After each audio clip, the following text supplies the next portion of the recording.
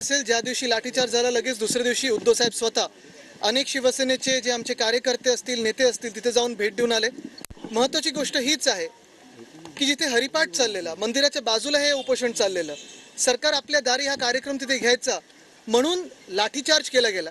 बरं असंही नव्हतं की लाठीचार्ज करण्याची काही गरज होती। दुसरी गोष्ट ह्याच्यात प्रामुख्याने जी पुढे येत असते ती असते 2.5 वर्ष आम्ही पण जवळून सरकार पाहिलेलं आहे, मुख्यमंत्री कार्यालय कसं चालतं हे देखील मी पाहिलेलं आहे। आणि जर असा महत्त्वाचा विषय असेल, सेन्सिटिव्ह विषय असेल, कुठचंही आंदोलन जेवढं सेन्सिटिव्ह असतं ह्या आंदोलन एवढं कधीही पोलीस विचारल्याशिवाय लाठीचार्ज किंवा ते उठवायला जाणार नाहीत हे मी तुम्हाला खात्री पटवून देऊ शकतो। कारण महत्त्वाची गोष्ट हीच असते की अशा आंदोलनांमध्ये असेल कधी लाठीचार्ज केला कधी उठवायला गेलं तर आजूबाजूचा जो कायदा सुव्यवस्थेची जी परिस्थिती असते ती बिघडू शकते। ही परिस्थिती बिघडू नाही म्हणून मुख्यमंत्र्यांकडून असेल गृहमंत्र्यांकडून असेल आदेश घेतले जातात। आता ह्या सगळ्यांमध्ये जे सांगितलं जातं की आम्ही आदेश दिलेच नाहीत आम्ही आदेश दिलेच नाहीत असं जर असेल तर खरं म्हणजे मग सरकार चाललंय कसं। आणि आज मी राज्यपाल महोदयांना विनंती केली की मुख्यमंत्री जे घटनाबाह्य आहेत त्यांना बोलून जरा समज द्यावी की प्रशासन चालतं कसं आणि राज्य चालवायचं कसं। कारण सगळीकडेच असा अंधाधुंदी कारभार हा आपल्याला दिसत आहे। महत्त्वाची गोष्ट हीच राहते की आज आपल्या राज्यामध्ये एक मुख्यमंत्री घटनाबाह्य गद्दार आणि 2 उपमुख्यमंत्री ह्या तिघांमध्ये खरे जनरल डायर कोण आहेत ज्यांनी हे आदेश दिले हे लोकांसमोर येणं गरजेचं आहे। कारण होणार काय तुम्हाला आत्ताच सांगतो मी, चौकशी बसवली जाणार जसं खारघरमध्ये बसवलेली आहे त्याच्यावर अजून काही कारवाई पुढे झाली नाही काय तो रिपोर्ट आला नाही पण रिपोर्ट जेव्हा येईल तेव्हा एखाद्या IAS किंवा IPS अधिकाऱ्याला दोषी धरलं जाईल, सस्पेंड केलं जाईल आणि ज्यांनी लाठीचार्ज केला त्यांच्यावर कारवाई होईल पण ज्यांनी आदेश दिले त्या सरकारमधून त्यांना कुठेही काही होणार नाही। हे या महाराष्ट्राचं दुर्दैव आहे। आणि म्हणून पुन्हा एकदा मी सांगतो की आज आम्ही शिष्टमंडळ घेऊन राज्यपाल महोदयांना भेटलो, त्यांच्याकडून पुढे कारवाई होईल ही अपेक्षा आहे। पण हे सगळं होत असताना घटनाबाह्य मुख्यमंत्र्यांनी जर थोडी लाज उरली असेल तर राजीनामा द्यावा कारण असं सरकार चालत नाही आणि हे आम्हाला माहितीच नव्हतं हे आम्ही केलंच नाही असे जे सांगतायत त्यांनी सरकार कसं चालतं ह्याची थोडं शिक्षण घ्यावं। अभी जी सबसे बड़ा सवाल ये है कि आज आप जिस तरीके से राज्यपाल को मिले हैं, आप राज्यपाल को मिले हैं, राज्यपाल से आपने क्या मांग की है? आप जो कह रहे हैं कि सरकार में बैठा हुआ जनरल डायर कौन है जनरल डायर राज्यपाल में बैठा हुआ? जेवढेही आमदार आहेत त्यापैकी एकाही आमदाराला निधी हा मिळालेला नाही असं ITA माहितीमध्ये पुढे आलेलं आहे। तुम्ही आमदार आहात, तुम्हाला किती निधी आला मुंबई? आता मला अजून कळायचं निधी किती आला कारण अजून 1 रुपया सुद्धा कुठेही महाविकास आघाडीच्या आमदारांना जे अजून आमच्या सोबत आहेत काय टुपुक जातात त्यांना कधी कधी मिळतं वॉशिंग मशीनमध्ये जाऊन पण नाहीतर मिळालेलं नाही। तसंच माजी नगरसेवकांना पण आपण पाहत असाल जे तिकडे गेलेत त्यांना मिळालेलं आहे।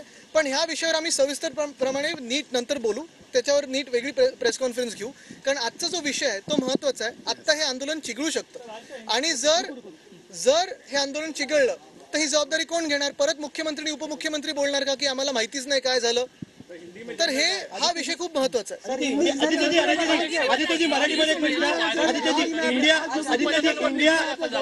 आता एकच आहे तुम्हाला सांगतो, 1 मिनिट आज तुम्हाला सांगतो जसं आज तुम्ही हा विषय घेतलेला आहे प्रेसचा तसं अजून एक विषय खूप महत्त्वाचा आहे तो म्हणजे मला वाटतं मणिपूरच्या रिपोर्टिंगवर एडिटर्स गिल्डच्या लोकांवर केसेस झालेल्या आहेत। म्हणजे मी 1 वर्ष सांगतोय तुम्हाला की ह्या देशातली लोकशाही संपलेली आहे।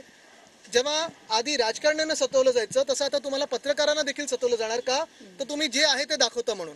इंडियाचं भारत नाव करण्याचं चाललेलं आहे केंद्र सरकार, त्या बाबतीतलं एक बिल आणण्याची शक्यता आहे काय तुमची? नाही हे मी कालच ट्विट केलेलं आहे की हा भारत जोडोचा इम्पॅक्ट आहे, आमच्या इंडिया अलायन्सचा इम्पॅक्ट आहे। एवढंच एक दुर्दैव आपल्या देशाचं की राजकीय जी काही पावलं उचलायची असतात हे केंद्र सरकार देशाला धक्का लावून राजकीय पावलं उठवत आहे।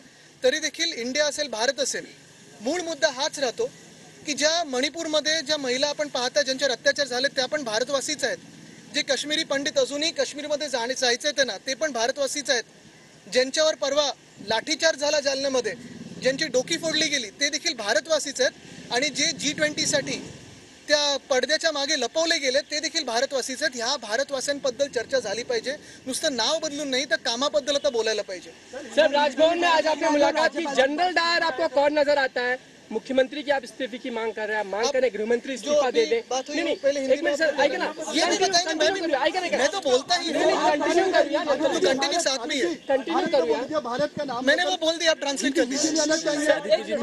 सर कंटिन्यू करा कि राजभवन में आप मिले हैं, क्या कुछ मांग की है? जनरल डायर सरकार में कौन बैठा है, किसकी स्थिति? आज राज्यपाल महोदय से हमारी मुलाकात हुई।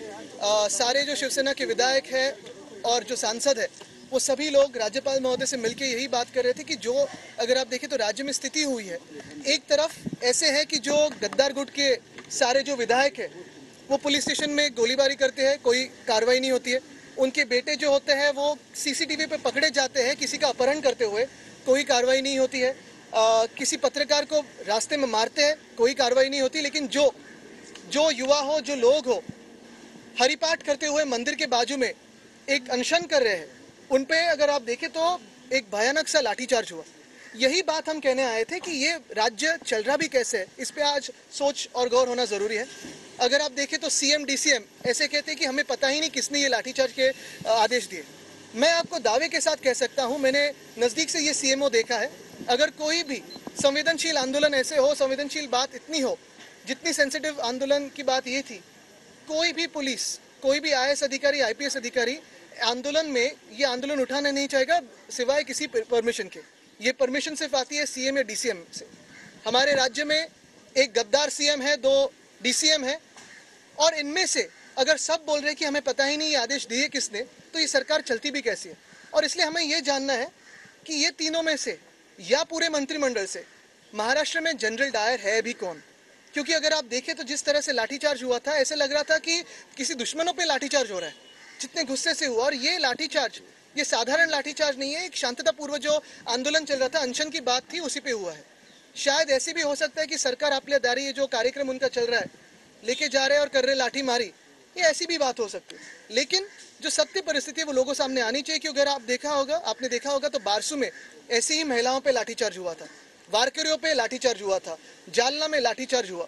तो ये लाठीचार्ज के पीछे है भी कौन, और ये लाठीचार्ज कि अपने आप हो रहा है कि सरकार कोई चला रहा है, इस बात पे ध्यान देना जरूरी होगा। इंडिया का नाम बदल के अब जब भारत करने की बात चल रही है, तो ऐसे में सवाल उठता है, क्या इंडिया अलायंस का खौफ है इसलिए सारी चीजें, या सचमुच भारत किया जाना जरूरी है? अगर आपने देखा होगा तो हमारी जो पटना की मीटिंग हो, बेंगलुरु की मीटिंग हो या मुंबई की मीटिंग हो, हर बार हम जब देशभक्त सब राजनीतिक दल साथ में आते हैं तो केंद्र सरकार डर जाती है।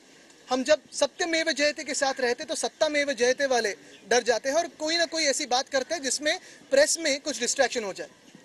दुख की बात यही है कि खिलवाड़ हमारे देश के साथ चल रही है, देश की भावनाओं के साथ चल रही है। इंडिया हो, भारत हो, ये दोनों नाम अपने ही है, लेकिन मैं ये कहना चाहता हूँ कि मणिपुर में जो महिलाएं अत्याचार से पीड़ित है वो भी भारतवासी है। जो कश्मीरी पंडित वापस कश्मीर में जाना चाहते हैं और जो कश्मीर में है लेकिन गोलीबारी के सामने बेचारे बैठे हुए हैं, वो भी भारतवासी है।